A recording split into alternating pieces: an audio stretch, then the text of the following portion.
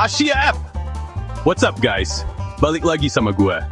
Gimana kabar kalian semua? Semoga sehat selalu dan rezekinya lancar terus. Amin. Hari ini kita bakal bahas sesuatu yang bikin silau guys. Sesuatu yang dari zaman dulu sampai sekarang jadi simbol kekayaan, kemewahan, dan kekuasaan. Yup, bener banget kita bakal ngomongin emas. Tapi bukan cuma sekadar emas biasa, kita bakal kupas tuntas negara-negara mana aja sih yang jadi rajanya emas di dunia. Siapa sangka, negara yang kita pikir biasa aja, ternyata tambangnya emas semua. Sebelum kita mulai, jangan lupa subscribe dan nyalain loncengnya. Let's go! Siap! Negara yang jadi nomor 1, the undisputed champion, dalam urusan produksi emas. Siapa lagi kalau bukan China? Yap, sang naga Asia ini bukan cuma jago dalam teknologi, tapi mereka juga raja dalam menambang emas dari perut bumi. Dominasi Cina ini bukan main-main loh. Produksi tahunan mereka itu bisa mencapai ratusan metrik ton. Gila banget kan? Provinsi seperti Shandong, Henan, dan Fujian adalah beberapa lumbung emas utama di Cina. Sekarang kita terbang ke selatan guys, ke benua yang isinya hewan-hewan unik. Yup, kita ke Australia. Salah satu tambang yang paling ikonik adalah Super Pit di Kalgoorlie. Namanya aja udah Super Pit. Kebayangkan segede apa? Mereka punya teknologi penambangan yang super canggih dan standar keselamatan kerja yang tinggi. Yang menarik dari Australia adalah komitmen mereka terhadap penambangan yang bertanggung jawab. Keren banget kan? Udah kaya, peduli lingkungan pula.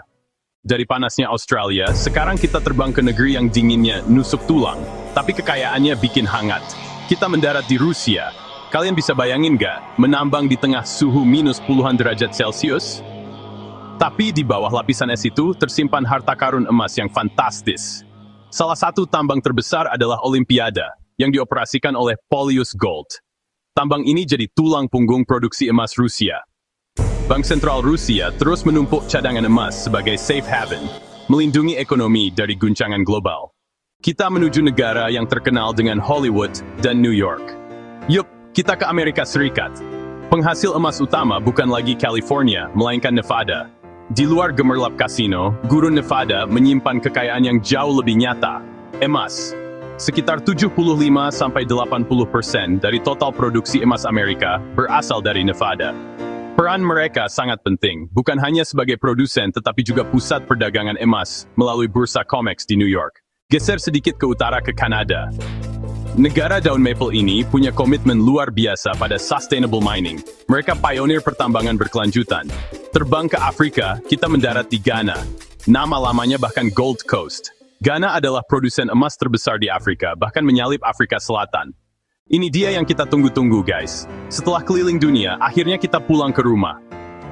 Ke negara kita tercinta, Indonesia. Siap! Bicara soal emas Indonesia, kita nggak bisa lepas dari tambang Grasberg. Terletak di pegunungan Papua, ini salah satu tambang emas terbesar di dunia. Indonesia secara konsisten masuk 10 besar negara penghasil emas dunia. Pendapatan dari Grasberg menyumbang triliunan rupiah untuk pembangunan nasional. Kita harus bangga guys. Di bawah tanah air kita ini tersimpan kilauan emas yang diakui oleh seluruh dunia. Gimana guys? Gokil banget kan perjalanan kita? Dari dominasi Cina, Super Pit Australia, dinginnya Rusia, Nevada Amerika, komitmen Kanada, sejarah Ghana, sampai kebanggaan Grasberg Indonesia. Dari 7 negara yang kita bahas, negara mana yang faktanya paling bikin kalian kaget? Tulis jawaban kalian di kolom komentar.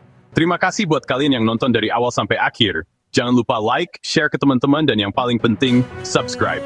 Sampai jumpa di video selanjutnya. Tetap sehat, tetap semangat, dan terus berkarya. Ciao!